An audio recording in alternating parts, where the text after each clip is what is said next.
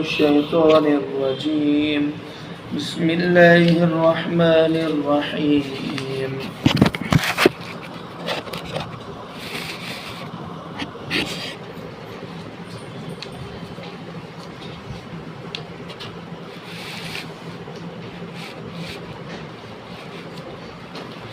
حرمت عليكم الميتة والدم ولحم الخنزير وما أهل لغير الله به والمنخنقة والموقوذة والمتردية والنطيحة وما أكل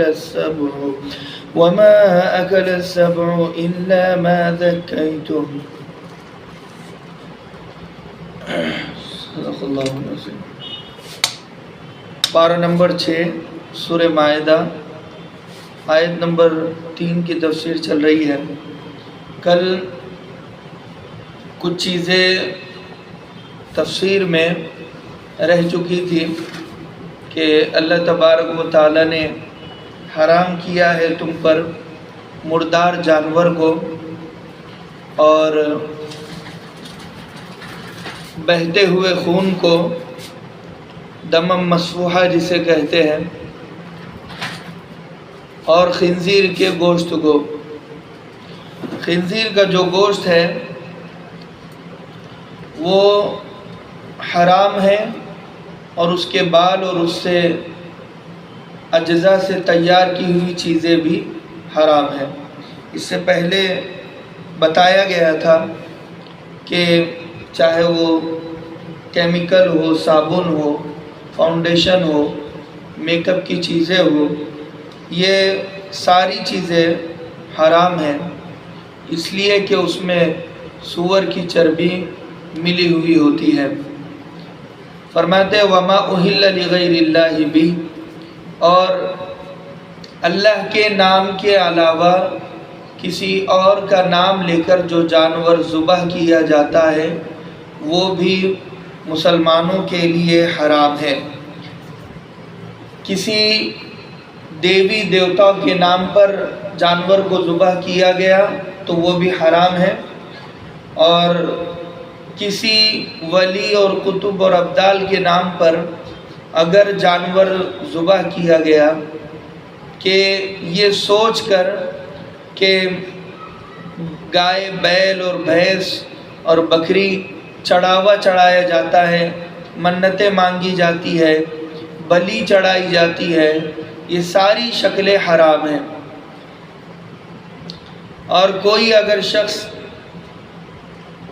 کسی ولی کے نام پر، خواجہ معین الدین چشتی اجمیری رحمۃ اللہ علیہ، میری مشکلوں کو دور کر دیجئے، اگر آپ میری مشکلوں کو دور کر دیں گے تو میں ایک بکرا صدقہ کروں گا اور آپ کے نام پر کاٹوں گا اور غریبوں میں تقسیم کروں گا، اس طریقے کی نیت کرنا یہ حرام ہے.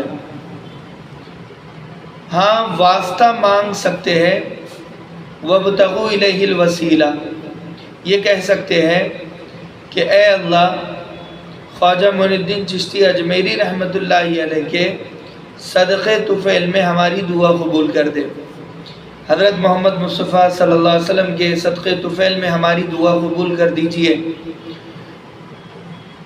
حضرت عمر بن خطاب نے آل رسول کو پیش کیا تھا اللہ تبارک و تعالیٰ کے سامنے دعاؤں میں کہ اے اللہ یہ علی ہم میں موجود ہے، تو قحط کے زمانے کو ختم کر دے. تو اللہ تبارک و تعالیٰ نے بارش کو برسایا. حضرت جعفر کے بارے میں بھی یہی ہے. تو وسیلہ بنا سکتے ہیں. اس زمانے میں حضرت ابوبکر صدیق نے حضرت عمر بن خطاب کو وسیلہ بنایا تھا،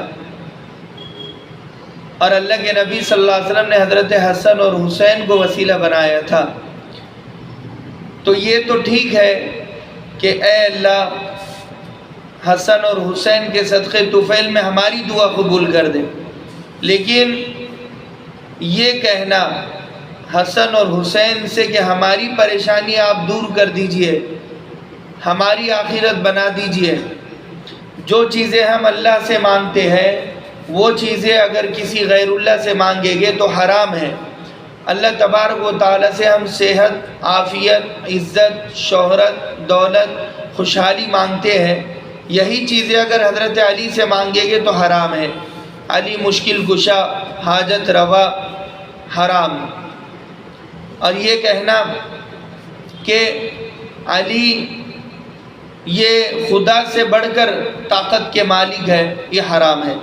شیعہ کا عقیدہ ہے نعوذ باللہ کہ اللہ تبارک و تعالیٰ کمزور پڑ گیا تو اللہ تبارک و تعالیٰ نے علی کو خدائی تحفے میں دے دی، یہ حرام ہے۔ ان عقائد کو سوچنا سمجھنا اور اللہ تبارک و تعالیٰ کو کسی بھی سچویشن میں کمزور سمجھنا، اور یہ کہ اللہ تبارک و تعالیٰ نے زمین و زمان کا نظام کسی کے سپرد کر دیا یا اپنی خدائی 10% کسی انسان کے حوالے کر دی، یہ بھی غلط ہے۔ غیر مسلم کفار اور مشرکین یہ سوچتے تھے کہ لات اور عزا اور منات کے سپرد اللہ تبارک و تعالیٰ نے ہماری خوشحالی کر دی ہے کہ اگر ہم لات اور عزا اور منات کو خوش کریں گے تو ہمارے گھروں میں خوشحالی آئے گی، اگر ہم لات اور عزا اور منات کو خوش کریں گے تو اولاد سے اللہ تبارک و تعالیٰ نوازے گا۔ انہوں نے اللہ سے مانگنا کم کر دیا اور زمین کے مجسموں سے اور بتوں سے اور زمین کے پتھر کے بنے ہوئے مورتیوں سے مانگنا زیادہ کر دیا، اللہ سے مانگنا کم کر دیا، اس لیے کہ ان کے نزدیک وہ لات اور عزا اور منات کو اللہ کا مقرب بندہ اور اللہ نے جن کو خدائی تحفے میں دی ہے، نعوذ باللہ اللہ نے کسی کو خدائی تحفے میں کبھی بھی نہیں دی ہے، اور کیوں دے گا؟ تحفے میں اللہ تبارک و تعالیٰ اپنی خدائی کیوں دے گا؟ کیونکہ اللہ تبارک و تعالیٰ کو بندوں میں بندگی سب سے زیادہ پسند ہے، تو اللہ کسی بندے کو بندگی لے کر خدائی تحفے میں کیوں دے گا؟ اللہ کے نبی صلی اللہ علیہ وسلم کو اللہ نے بطور بندہ چنا اور پہلے بندہ بنایا ہم تمام کو، اسی لیے لہذا بندگی سے بڑھ کر کوئی اعزاز، تحفہ اور ڈگری نہیں ہے کہ اللہ نے مجھے اس قابل سمجھا کہ میں قرآن کی تلاوت کر سکوں، میں امت محمدیہ کا حصہ بن سکوں اور میں اللہ کا پاکیزہ نام اپنی زبان سے لے سکوں، اور اللہ نے اس کے سامنے جھکنے کے لیے مجھے چنا، اس کی عبادت کے لیے مجھے چنا، یہ بڑی اعزاز کی بات ہے۔ اگر کوئی بڑی یونیورسٹی ہو، کالج ہو جو نامچین ہو، جب ہم اس کا حصہ بن جاتے ہیں تو ہمارے لیے بڑی خوشی و مسرت کا وہ موقع ہوتا ہے، فلاں کالج جو مشہور ہے میں اس کا اسٹوڈنٹ ہوں، اور فلاں پروفیسر سے میں نے فلاں کتاب میں نے پڑھی ہے، بایولوجی ان سے پڑھی ہے، سائنس ان سے پڑھی ہے، اور لہٰذا میتھس ان سے میں نے پڑھی ہے، نیٹ کا میں نے جو کورس ہے فلاں کالج اور یونیورسٹی میں نے کیا ہے۔ تو جب کوئی کالج نامچین ہو جاتا ہے، جب کوئی پروفیسر نامچین ہو جاتا ہے، ہر شخص اس سے اپنا نام جوڑنے کی کوشش کرتا ہے۔ تمام ناموں میں سب سے بہترین نامچین نام صرف اللہ کا ہے، اس سے بڑھ کر نامچین اور مشہور اور معروف نہ کوئی ذات تھی، نہ ہے اور نہ رہے گی۔ چلو تو نہ کوئی ذات تھی، ہے اور رہے گی، تو لہٰذا اتنی طاقتور ذات کو چھوڑ کر کسی اور کے نام پر جانور کو ذبح کرو گے تو یہ شرک ہے، یہ حرام ہے۔ والمنخنقۃ، اور ایسے جانور جو گلا گھوٹ کر مار دیے گئے یا مر چکے ہو، ظاہر سی بات ہے کہ ہر جانور کے گلے میں رسی ہوتی ہے، پٹا ہوتا ہے، اگر اتنا ٹائٹ ہو گیا کہ وہ مر گیا تو اب یہ حرام ہے۔ یا اس زمانے میں جانوروں کو کھینچ کر میدانوں میں لایا جاتا تھا، کیونکہ ذبح کرنے کے لیے جانور اپنے آپ کو تیار نہیں ہوتا تھا، تو ظاہر سی بات ہے کہ اسے کھینچ کر گھسیٹ کر لایا جاتا، جس کی وجہ سے وہ مر جاتا، وہ حرام ہے۔ والموقوذہ، اور ایسا جانور جو چوٹ لگ کر ہلاک کیا گیا۔ پہلے زمانے میں غلیل سے شکار کیا جاتا تھا جسے گلیر کہتے ہیں، اور تیر سے شکار کیا جاتا تھا، تیر و تلوار اور کمان سے شکار کیا جاتا تھا۔ تو یہاں پر بتاتے ہیں کہ اگر کوئی ایسا جانور ہے کہ اسے تیر چلائی اور ماری اور وہ تیر اس کے جسم پر لگا اور وہ تیر سے وہ چوٹ کھا گیا اور وہ مر گیا، تو فرمایا والموقوذہ، وہ حرام ہے، والمتردیہ، اور اوپر سے کوئی گر گیا، ایسا جانور حرام ہے۔ مثال کے طور پر گڈھے میں گر گیا، بلڈنگ سے گر گیا، پہاڑ سے گر گیا، تو گر کر مر گیا تو ایسا جانور حرام ہے۔ والنطیحہ، اور ایسا جانور جسے کسی جانور نے سینگ مار کر مار دیا ہو، ہلاک کر دیا ہو، وہ جانور بھی ہمارے لیے حرام ہے، حرام ہے۔ فرمایا وما اکل السبع الا ما زکیتم، اور ایسا جانور جو درندہ ہے، چیر پھاڑ کرنے والا ہے، شیر ہے، چیتا ہے، گیدڑ ہے، ریچھ ہے، تو یہ جو جانور ہیں درندے، انہوں نے پھاڑ دیا اس جانور کو، چیر پھاڑ دیا، یعنی چیتے نے شکار کیا اور شکار کو چھوڑ دیا، اب آدھا خون میں لت پت ہے، تھوڑا اس نے کھانے کی ابتدا کی، تھوڑا ہرن کو اس نے کھایا، اب الا ما ذکیتم کہا جا رہا ہے، وہ جو ہرن زخمی ہے اور چیتے نے اسے زخمی کر کے بھاگ گیا، وہ اس ہرن کا اتنا حصہ کاٹ لیا جائے گا اور باقی حصہ حلال ہے۔ الا ما ذکیتم، باقی ہرن کا حصہ حلال ہے، ہم پراپر طریقے پر ذبح کر کے وہ ہرن کو کھا سکتے ہیں۔ ایسے ہی اگر بکری کے ساتھ ہو، بکرے کے ساتھ ہو، گائے کے ساتھ ہو، بیل کے ساتھ ہو، بھینس کے ساتھ ہو، دمبے کے ساتھ ہو، تو یہ جتنے حلال جانور ہیں، اگر کسی درندے نے ان حلال جانوروں کو زخمی کیا اور زخمی کرنے کے بعد چھوڑ کر بھاگ گیا، ان جانوروں کو ہم ذبح کر کے اپنے لیے حلال کر سکتے ہیں، کھا سکتے ہیں ان کا گوشت۔ شرط یہ ہے کہ زخمی جتنی جگہ ہوئی ہے اس جگہ کو کاٹ کر الگ کر دیا جائے، اور باقی جسم جو 50% جسم اگر اچھا ہے تو اتنا گوشت کھا سکتے ہیں، 75% اچھا ہے اتنا کھا سکتے ہیں، جو 25% زخمی ہے اس کو کاٹ کر پھینک دے، الگ کر دے۔ وما ذبح علی النصب، اور وہ جانور جو بتوں کی قربان گاہ پر بتوں کے نام پر قربان کیے گئے، مندر میں اگر کوئی جانور کو ذبح کرتا ہے، جانور حرام ہے ہمارے لیے، اس کا گوشت پوشت سب کچھ ہمارے لیے حرام ہے، اس لیے کہ مندر پر ذبح کیا گیا اور گرودوارے میں ذبح کیا گیا، چڑھاوے پر چڑھایا گیا اور بلی چڑھائی گئی، بلی کا جانور کسی بھی صورت میں ہمارے لیے حلال نہیں ہے۔ اسی طریقے سے مندر میں اگر کوئی گائے کو، بیل کو، بھینس کو سنت طریقے پر ذبح کرے اور ذبح کرنے کے بعد اس کا گوشت الگ کر دے، تو وہ جو جانور ہیں جگہ غلط ہونے کی وجہ سے، کیونکہ جگہ اس کی مندر ہے تو جگہ غلط ہونے کی وجہ سے وہ جانور حلال نہیں ہوگا۔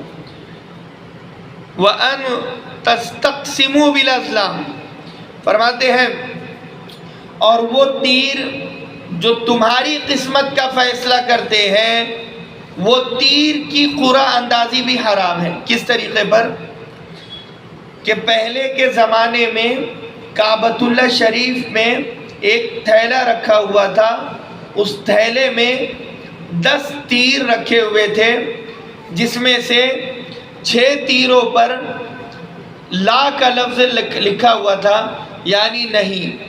لا کو عربی میں نہیں کہتے ہیں اور 3 تیروں پر نام کا لفظ لکھا ہوا تھا.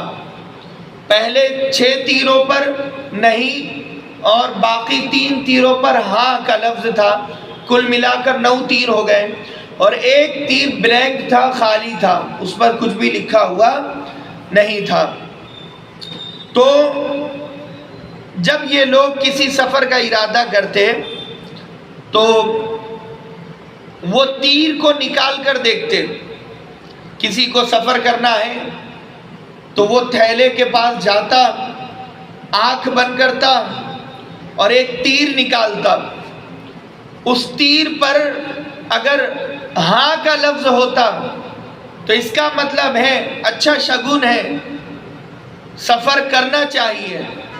اور اگر وہ تیر اٹھاتا اور نا کا لفظ ہوتا، لا کا لفظ نکلتا، نا کا لفظ نکلتا، تو اس کا مطلب یہ ہے شگون برا ہے، سفر نہیں کرنا چاہیے. تو کہا کہ ایسے جانور اور ان تستقسموا بالازلام، ایسی حرکت کرنا وہ حرام ہے. ایسی قرآن اندازی حرام، ایسے تیر سے فیصلے کرنا حرام، اور اچھا اور برا شگون ماننا حرام. آج کے زمانے میں بھی ایسے ہی ہے. کارڈوں کے ذریعے سے، طوطے کے ذریعے سے بھوشیوانی کی جاتی ہے، پنڈتوں کے پاس جا کر، اور اپنا فیوچر معلوم کیا جاتا ہے. تو حرام ہے یہ حرکتیں کرنا. اور دوسرا طریقہ یہ تھا کہ ایک اونٹ خریدتے، مشترکہ اونٹ، یعنی کمبائن، سب ملا کر پیسے جمع کرتے. اور مثال کے طور پر 50,000 کا اونٹ ہے تو 50,000 کا وہ اونٹ 10 لوگ مل کر خریدتے. اور 50,000 کا وہ اونٹ 10 لوگ مل کر خریدنے کے بعد ان کے نام کی الگ الگ چٹھی اس تیر کے اوپر چپکا دیتے، اور چٹھی کے پیچھے اور آگے نام لکھا ہوا ہوتا اور حصہ لکھا ہوا ہوتا. کسی کے نصیب میں 1 حصہ، 2 حصے، 3 حصے، کسی کے نصیب میں کچھ بھی نہیں آتا. وہ تھیلے پر وہ تیر رکھتے اور وہ تیر کو ہوا میں اچھالتے. جس کے ہاتھ میں جو تیر آ گیا اتنا حصہ اس کا ہو گیا. تو کئی لوگوں کو پیسے دینے کے بعد ہاتھ میں کچھ بھی نہیں آتا، کیونکہ تیر پر کچھ بھی لکھا ہوا نہیں تھا کہ ان کو 0، ان کو انڈا ملے گا، کچھ بھی نہیں ملے گا. تو قرآن مجید نے اور اسلام نے ایسی تجارت پر حرام کی روک لگائی ہے، اس لیے کہ یہ تجارت جوئے میں شامل ہے، سٹے میں شامل ہے، مٹکے میں شامل ہے. آج کے زمانے میں اگر کوئی جوا کھیلتا ہے، سٹا اور مٹکا کھیلتا ہے، رمی کھیلتا ہے، پتے کھیلتا ہے، گیم کھیلتا ہے، وہ حرام ہے. اس سے جو آمدنی اور جو انکم حاصل کی گئی ہے وہ بھی حرام ہے، 1% بھی حلال نہیں ہے. تو یہاں پر فرمایا کہ وہ جانور جو تیر کے ذریعے سے فیصلہ جن کا نکالا گیا وہ حرام ہے. تیسرا طریقہ یہ بھی تھا، مشترکہ اونٹ خریدتے اور کسی ایک کے نام پر قرعہ ڈالا جاتا اور لوگ اسے ہوا میں چٹھی کو اچھالتے، جس کا نام نکلتا سارا اونٹ اس کا ہو جاتا، باقی سارے خالی ہاتھ وہاں سے گزرتے.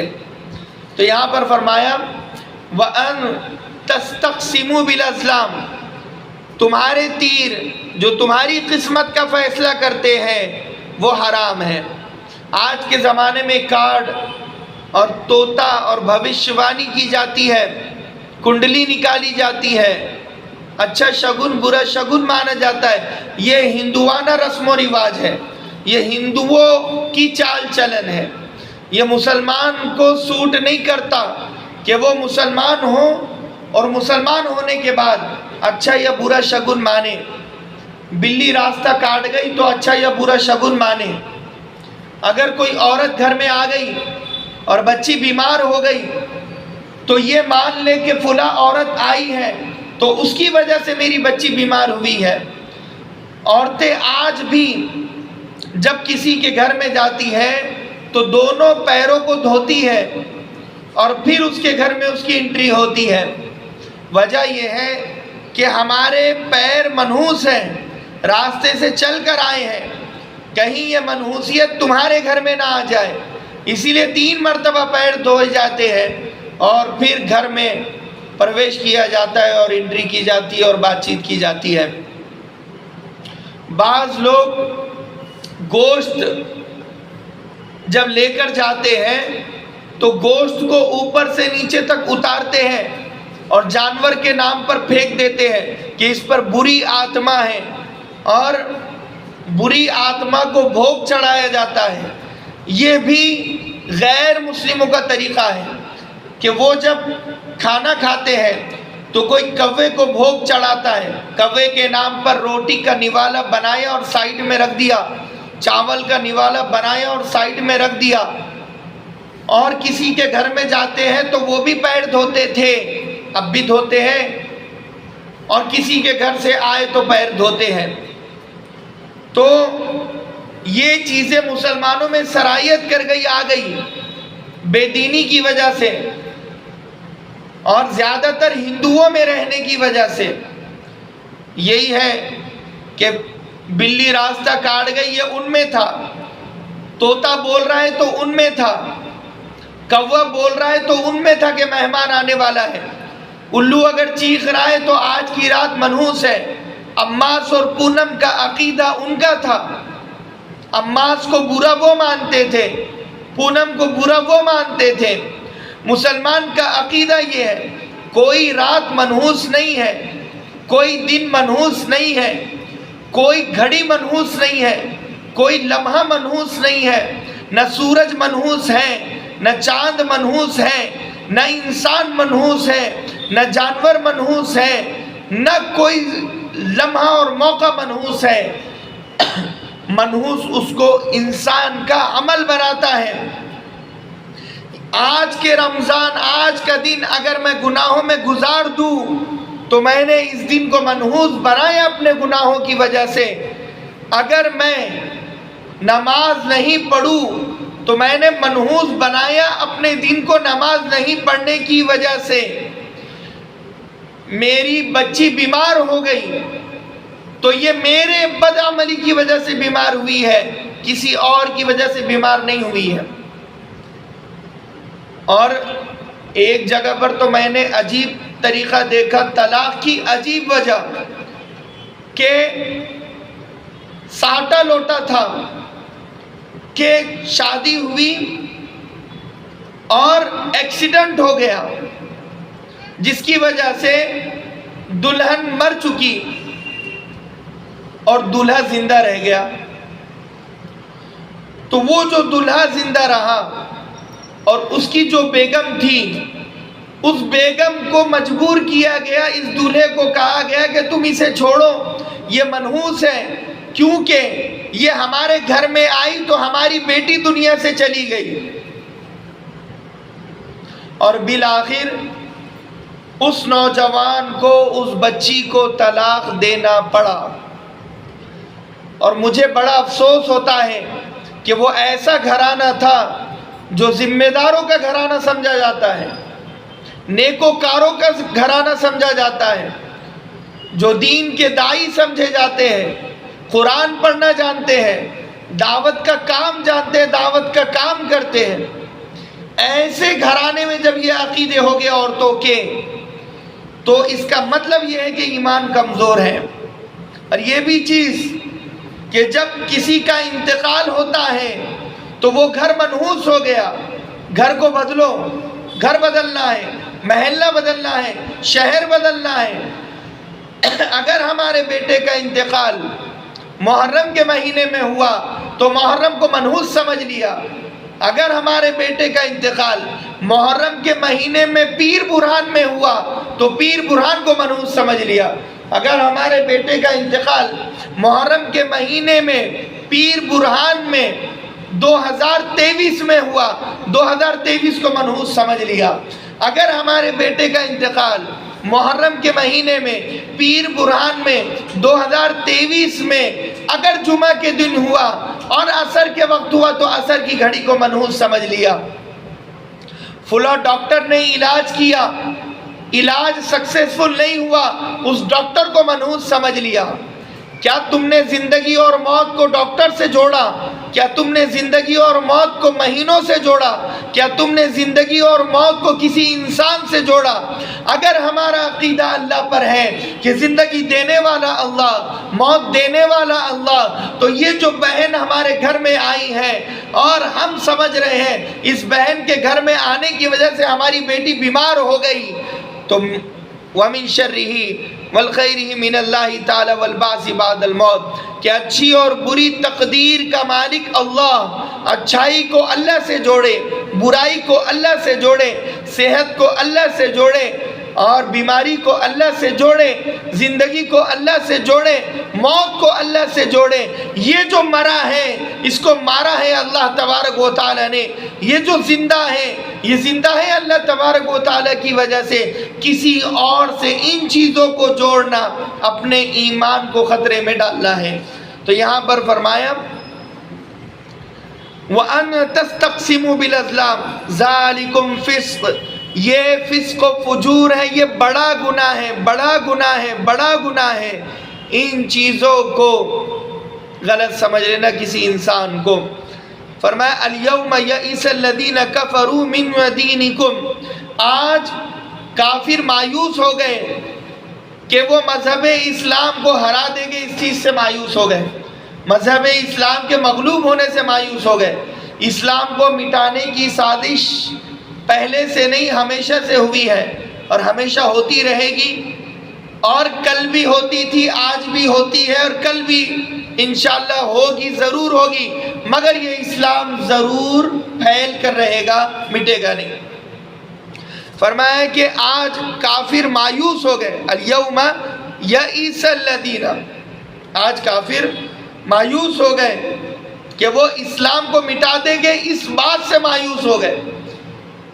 وہ یہ سوچ رہے ہیں کہ اب یہ اسلام کو کوئی نہیں مٹا سکتا۔ ہو رہا ہے آج کے زمانے میں اسلام کو مٹانے کی بہت پاورفل کوششیں چل رہی ہے۔ تو یہاں پر فرمایا کہ اسلام کو مٹانے سے مایوس ہو گئے۔ فَلَا تَخْشَوْهُمْ وَاخْشَوْنِ، تو اللہ تبارک و تعالیٰ فرماتا ہے کہ تم ان کافروں سے مت ڈرو، ہم سے ڈرو۔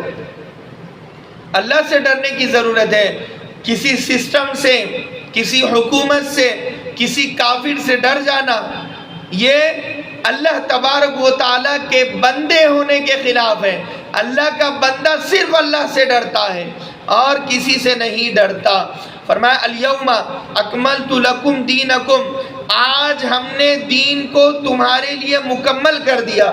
یہ جو آیت ہے سن 10 ہجری میں عصر کی نماز کے وقت میدان عرفات میں، یوم عرفہ جمعہ کا دن ہے، عصر کا وقت ہے، اور اس وقت الیوم اکملت لکم دینکم والی آیت اتری ہے، نازل ہوئی ہے، اور یہ قرآن کی آخری آیت ہے۔ اس کے بعد اللہ کے نبی صلی اللہ علیہ وسلم 82 دنوں تک زندہ رہے مگر کوئی قرآن کی آیت نازل نہیں ہوئی۔ نزول کے اعتبار سے سب سے آخری آیت الیوم اکملت لکم دینکم واتممت علیکم نعمتی، عصر کے وقت تھا، اللہ کے نبی میدان عرفات میں یوم عرفہ کے دن بیٹھے ہوئے تھے، صحابہ کرام کے درمیان میں آخری وحی آئی قرآن مجید کی آیت کو لے کر، اور یہ آیت کے ایک ٹکڑے کو لے کر الیوم اکملت لکم، آج ہم نے تمہارے دین کو مکمل کر دیا، کامل کر دیا، کمپلیٹ کر دیا۔ یہ دین اب ناقص نہیں رہا، اب کسی بھی چیز کو ایڈ نہیں کیا جائے گا اس دین میں، اور کسی بھی چیز کو مائنس نہیں کیا جائے گا، نکالا نہیں جائے گا، جو ہے تو ویسے ہی رہے گا، اے ٹو زیڈ، من عن الف سے یا تک۔ تو فرمایا آج ہم نے دین کو مکمل کر دیا تمہارے لیے۔ اور بہت سارے صحابہ کرام تھے۔ 82 دن کے بعد اللہ کے نبی صلی اللہ علیہ وسلم کا انتقال ہو گیا۔ ہاں ان 82 دنوں میں وحی تو آئی ہے مگر قرآن کی آیت نہیں۔ وحی کا مطلب یہ ہے اللہ حضرت جبریل امین کو کچھ کہتا وصیت اور نصیحت کے بارے میں، حضرت جبریل امین وحی لے کر محمد رسول اللہ صلی اللہ علیہ وسلم کے پاس آتے، جو حدیث قدسی میں بہت ساری باتیں ہیں، اللہ اور محمد رسول اللہ صلی اللہ علیہ وسلم کی باتیں آپس میں ہوئی وحی کی شکل میں، مگر قرآن کی کوئی آیت نہیں اتاری گئی۔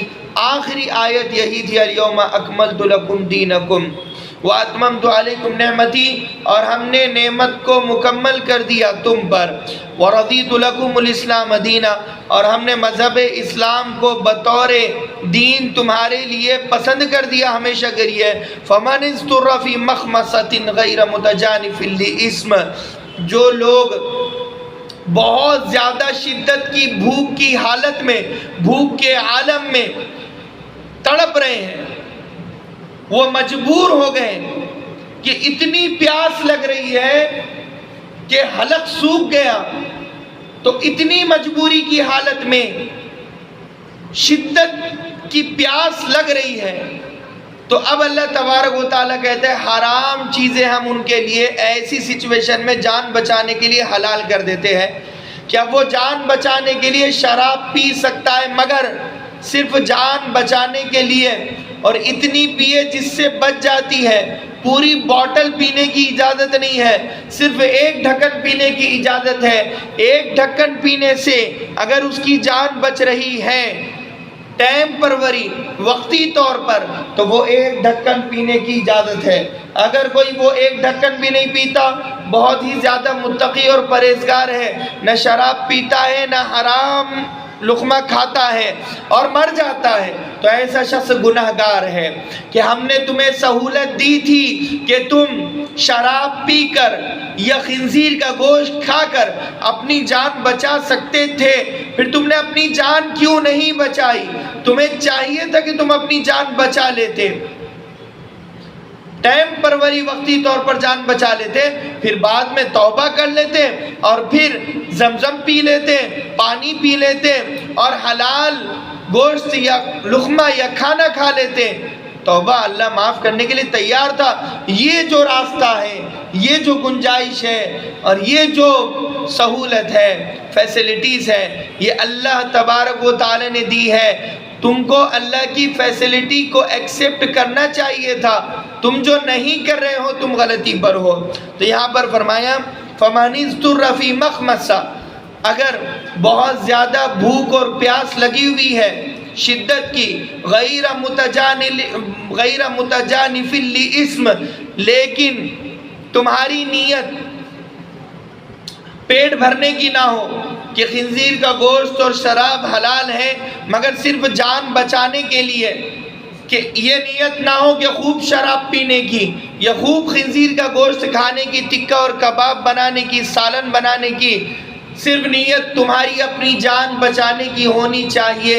جب تم خنزیر کا گوشت کھا رہے ہو، کچھ کھایا اسی لیے جا رہا ہے تاکہ جان بچ جائے، کچھ پیا اسی لیے جا رہا ہے کہ جان بچ جائے، پیٹ بھرنے کے لیے پیا نہیں جاتا، کھایا نہیں جاتا۔ یہاں پر غیر متجانف لإثم کا مطلب یہ ہے کہ صرف اور صرف جان بچانے کے لیے، شراب کے شوق میں یا خنزیر اور سور کے گوشت کے کھانے کے شوق میں نہ ہو۔ تو یہاں پر فرمایا کہ جان بچانے کے لیے فَإِنَّ اللَّهَ غَفُورٌ رَحِيمٌ، یقیناً اللہ گناہوں کو بخشنے والا اور رحم کرنے والا ہے۔ يَسْأَلُونَكَ مَاذَا أُحِلَّ لَهُمْ، کہ یہ صحابہ آپ سے پوچھتے ہیں کہ ہمارے لیے کون سی چیزیں حلال ہیں۔ اب میں ایک چیز آپ کو بتا دوں کہ اللہ کے نبی صلی اللہ علیہ وسلم کے زمانے میں کچھ صحابہ کرام پرندوں کو پالا کرتے تھے اور شکار کیا کرتے تھے، اور کچھ صحابہ کرام ایسے تھے جو شکاری جانوروں کو پالا کرتے تھے۔ شکاری کتے ہیں، اس کے علاوہ باز ہیں، شکرا ہیں، شاہین ہیں، اور اس کے علاوہ دیگر درندے ہیں۔ تو ان سے شکار کیا کرتے تھے، ان کو پالا کرتے تھے۔ تو یہاں پر فرمایا کہ اللہ کے نبی صلی اللہ علیہ وسلم کے پاس یہ لوگ آئے مذہب اسلام میں داخل ہونے کے بعد، اور اللہ کے نبی صلی اللہ علیہ وسلم سے سوال کیا کہ اللہ کے نبی کیا ہم شکار کھیل سکتے ہیں، اور کیا شکار جو یہ لوگ جو کر آتے ہیں کیا یہ گوشت ہمارے لیے حلال ہے؟ مثال کے طور پر جو پنجے سے شکار کرنے والے جانور ہیں، پرندے ہیں، جیسے شاہین ہے، شکرا ہے، باز ہے، جسے ایگل بھی کہا جاتا ہے انگلش میں، تو یہ جو اس طریقے کے جانور ہیں جیسے الو ہے، تو یہ جو پنجوں سے اپنے شکار کرتے ہیں، پنجوں سے کھانا کھانے والے نہیں، پنجوں سے جو کھانا کھانے والے ہیں وہ تو ہمارے لیے حلال ہے۔ جیسے مرغی ہے، اپنے پنجوں کے ذریعے سے کھانا کھاتی ہے، دانہ چگتی ہے، اور اس کے علاوہ دوسرے ایک پرندے ہوتے ہیں۔ تو یہ جو شکرا ہے، باز ہے، شاہین ہے، ایگل ہے، تو یہ پنجوں سے شکار کرتا ہے، زخمی کرتا ہے سامنے والے کو۔ تو یہاں پر صحابہ کرام نے سوال کیا کیا جو شاہین، شکرا اور ایگل پرندہ پنجوں سے جس کا شکار کرے تو کیا ہمارے لیے وہ حلال ہے، اور کون سی چیز حلال ہے؟ تو اللہ کے نبی صلی اللہ علیہ وسلم نے یہاں پر جواب دیا۔ دوسری چیز، شکاری کتے ان کے پاس تھے جس کے ذریعے سے شکار کیا جاتا تھا، تو یہ پوچھ رہے ہیں کون سے جانور شکار کے ذریعے سے حلال ہے اور حرام ہے۔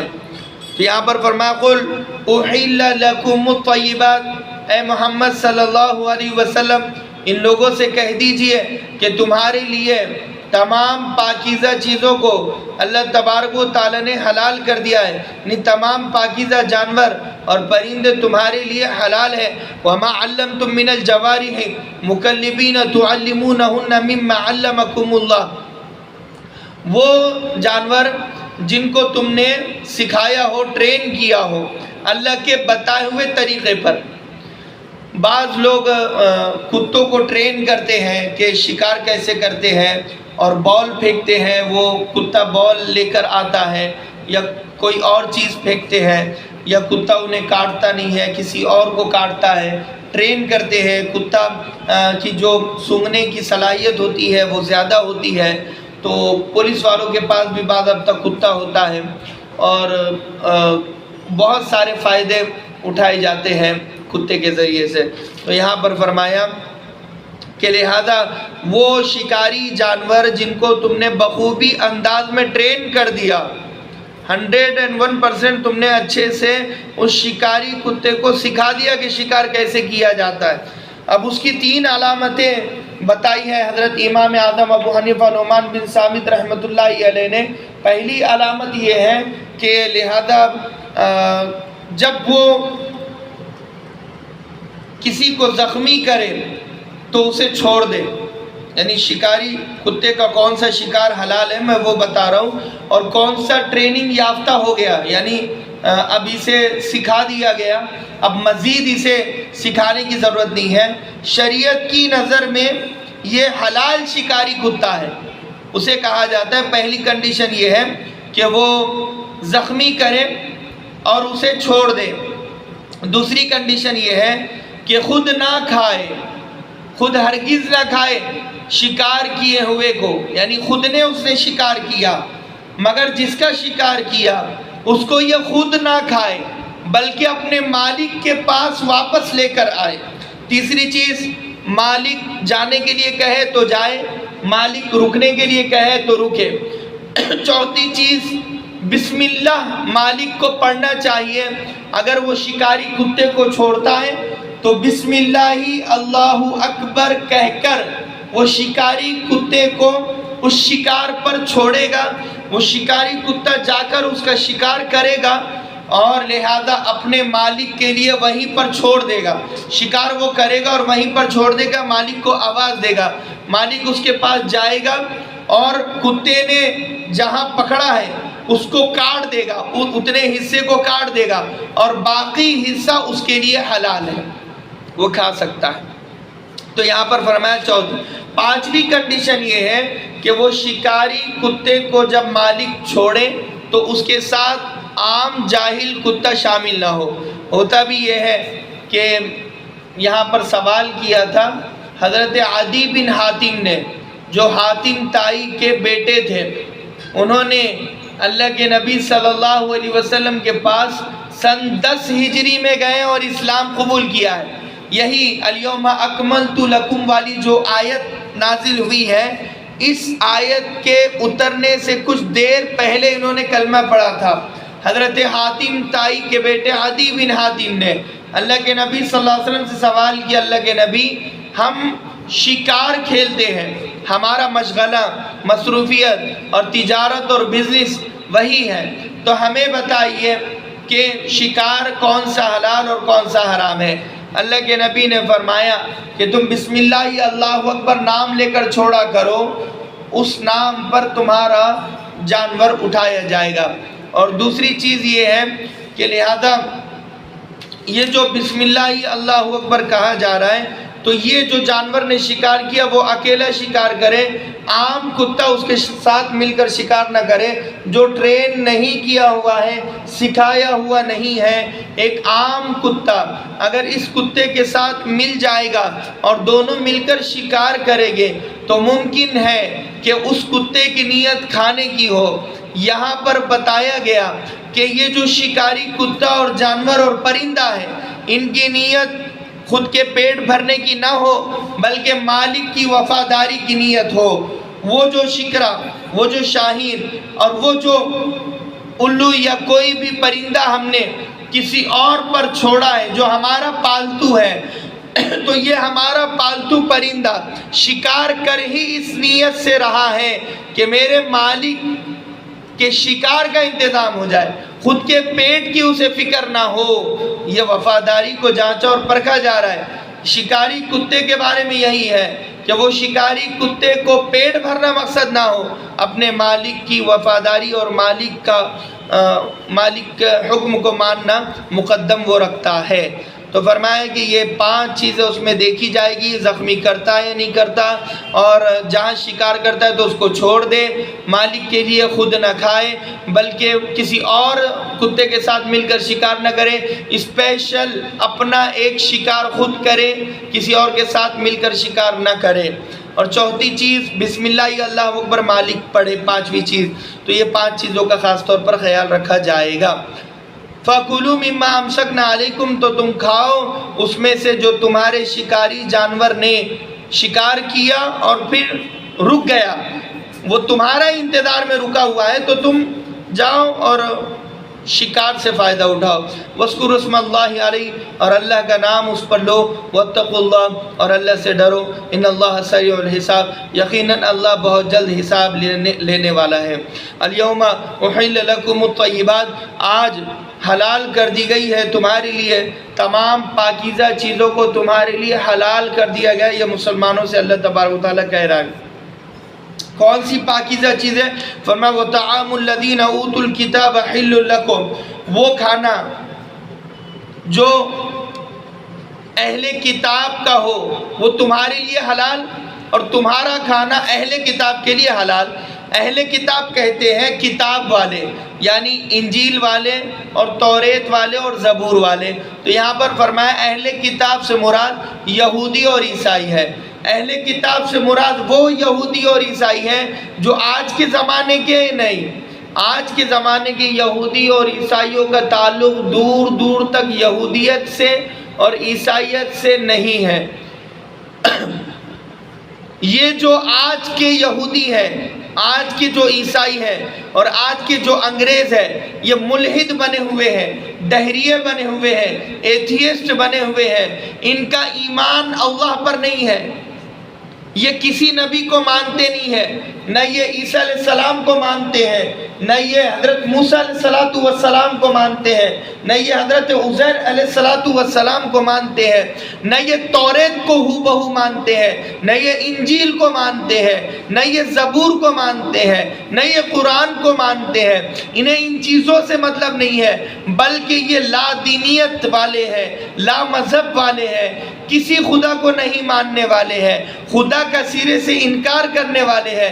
یہ سائنس کو ماننے والے ہیں، مادے کی پوجا کرنے والے ہیں، لاجک کو ماننے والے ہیں، لاجک کے پجاری ہیں کہ زمین پر زلزلہ کیوں آیا، اس کی پلیٹیں سرک گئی تو زلزلہ آیا، یہ اللہ کا ہاتھ اس زمین کے پیچھے نہیں ہے۔ سورج کو روشن کرنے میں اور آگ سے بھرنے میں کسی اللہ کا ہاتھ نہیں ہے، بلکہ سورج خود بخود روشن ہو گیا اور چاند خود بخود روشن ہو گیا۔ جو لوگ چیزوں کو چیزیں سے جوڑتے ہیں، چیزوں کو اللہ سے نہیں جوڑتے ہیں، چاند کی روشنی کو چاند سے جوڑا، سورج کی روشنی کو سورج سے جوڑا، زمین کے زلزلے کو زمین سے جوڑا، اور چاند گرہن کو چاند سے جوڑا، سورج گرہن کو سورج سے جوڑا، وہ لوگ ناکام ہیں۔ ہر مصیبت کو اللہ سے جوڑے، ہر خوشحالی کو اللہ سے جوڑے، یہ ہمیں ایمان و عقیدہ سمجھاتا ہے۔ تو یہاں پر فرمایا کہ مسلمانوں کا کھانا یہودی اور عیسائیوں کے لیے حلال ہے، اور یہودی اور عیسائیوں کا کھانا مسلمانوں کے لیے حلال ہے۔ کھانے سے مراد، طعام سے مراد یہاں پر ذبیحہ لیا جائے گا، ذبح کیا ہوا۔ مثال کے طور پر قربانی کا آپ کا جانور ہے، اور کسی یہودی نے اگر ذبح کر دیا جو صحیح معنی میں یہودی ہے، تو وہ ذبیحہ جو اس کے ہاتھوں سے چھری چلائی گئی ہے وہ حلال ہے، جانور حرام نہیں ہے۔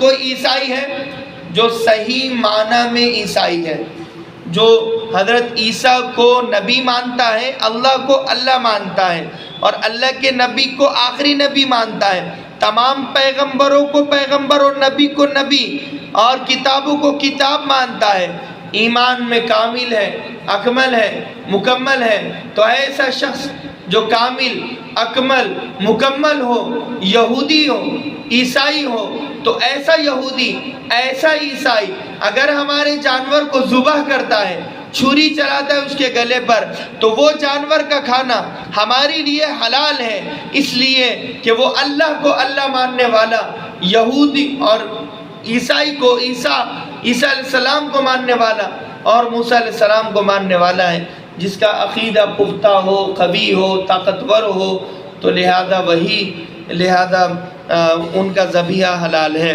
لیکن آج کے زمانے کے یہودی مراد نہیں لیے جائے گے۔ آج کے زمانے کے یہودیوں کو دور دور تک اپنی تورات کے بارے میں کچھ بھی نہیں پتا، آج کے زمانے کے عیسائیوں کو انجیل کے بارے میں کچھ بھی نہیں پتا، نہ متی کے بارے میں، نہ یوحنا کے بارے میں، نہ لوقس کے بارے میں، نہ مرقس کے بارے میں، نہ لوقا کے بارے میں، کسی انجیل کے بارے میں کچھ نہیں پتا۔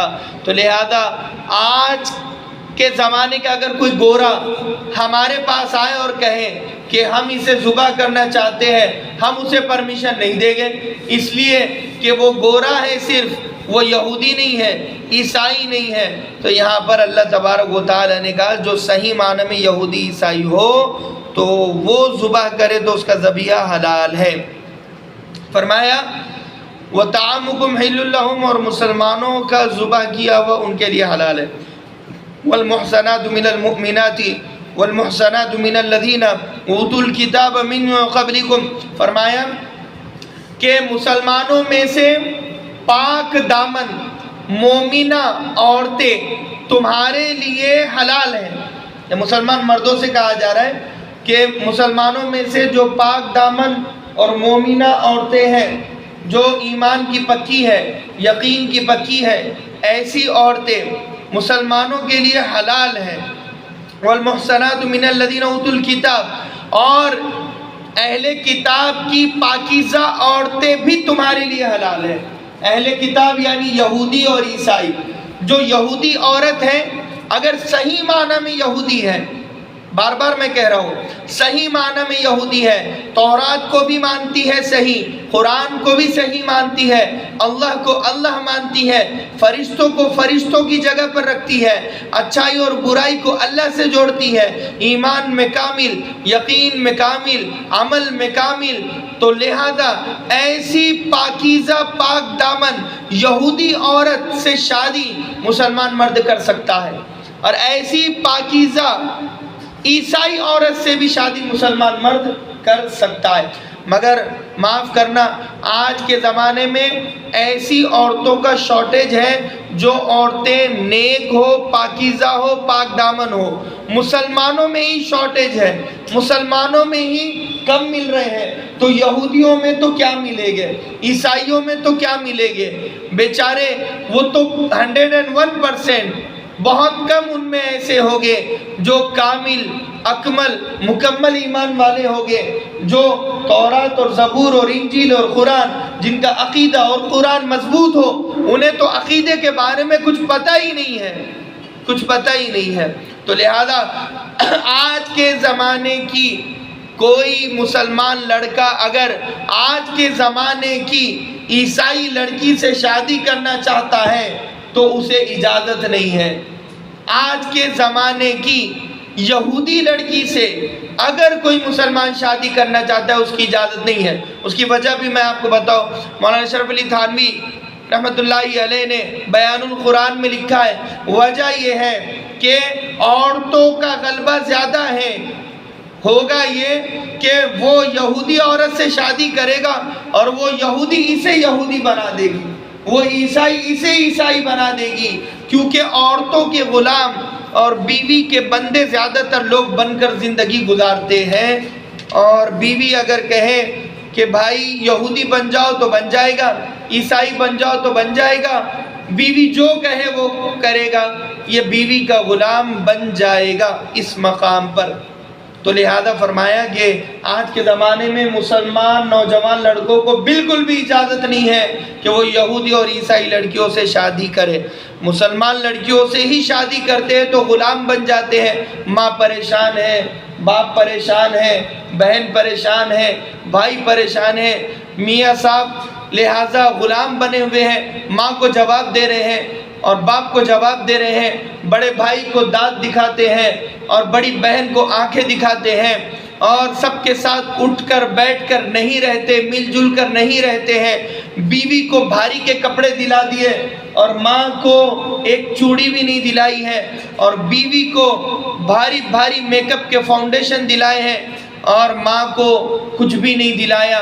اس کا حساب کتاب ضرور ہوگا اور یہ ناانصافی پر اللہ ضرور سوال کرے گا۔ تو یہاں پر فرمایا، کہاں پر تھے،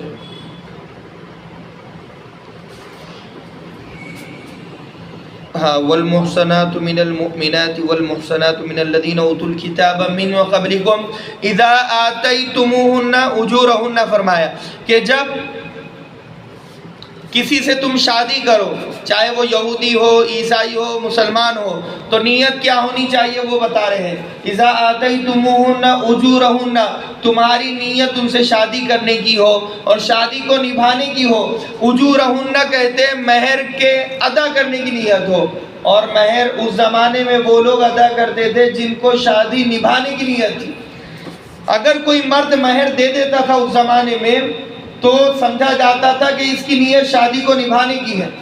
اگر کوئی شخص مہر ادھار میں رکھتا تھا تو اس کی علامت تھی کہ یہ گھمانے پھرانے والا ہے اور یہ شادی کو نبھانے والا نہیں ہے۔ میں تو سمجھتا ہوں آج کے زمانے میں بھی ہمیں یہی سمجھنا چاہیے، جو نوشہ مہر معجل یعنی نقد مہر دیتا ہے، کیش میں مہر دیتا ہے، تو اس کی نیت شادی کو نبھانے کی ہے، اور جو میاں اور نوشہ مہر مؤجل ادھار مہر دیتے ہیں، ادھار مہر دیتے ہیں، تو وہ میاں صاحب کی نیت شادی کو نبھانے کی نہیں ہے۔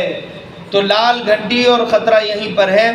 اسی لیے جو نوشہ نقد مہر دے ان کو ترجیح دے شادیوں پر۔ فرمایا اذا آتیتموہن اجورہن، کہ جب تم میں سے کوئی شادی کرے تو ان کی نیت مہر کو ادا کرنے کی ہو، محسنین غیر مسافحین، شادی کو نبھانے کی ہو، عیش پرستی کی نیت نہ ہو۔ قرآن نے جو جملے یہاں پر استعمال کیے ہیں نا، میں اس کا ہو بہو ترجمہ نہیں کر سکتا آپ لوگوں کے سامنے، اس لیے کہ اگر میں ترجمہ ہو بہو کروں گا تو آپ لوگ کہیں گے کہ مولانا عجیب الفاظ استعمال کر رہے ہیں۔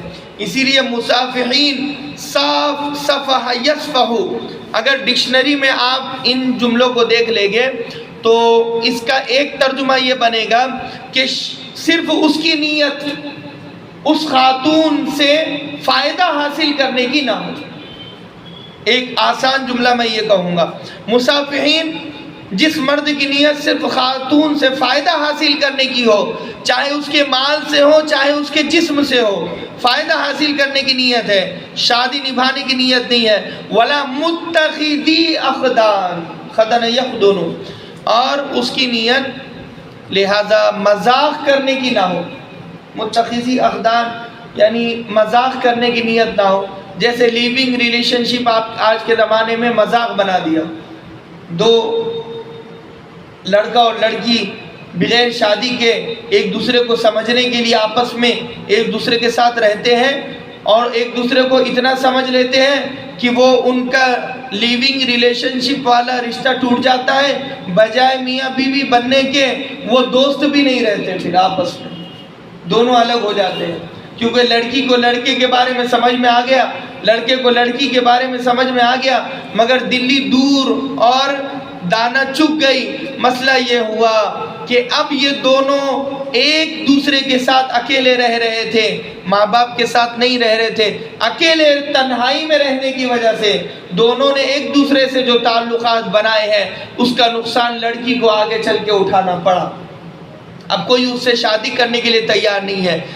یہاں اسٹیٹس پتہ چل جاتا ہے کہ یہ لیونگ ریلیشن شپ میں جوائن ہو کر واپس آئی ہے تو کوئی اسے اپنی بیوی نہیں بناتا ہے۔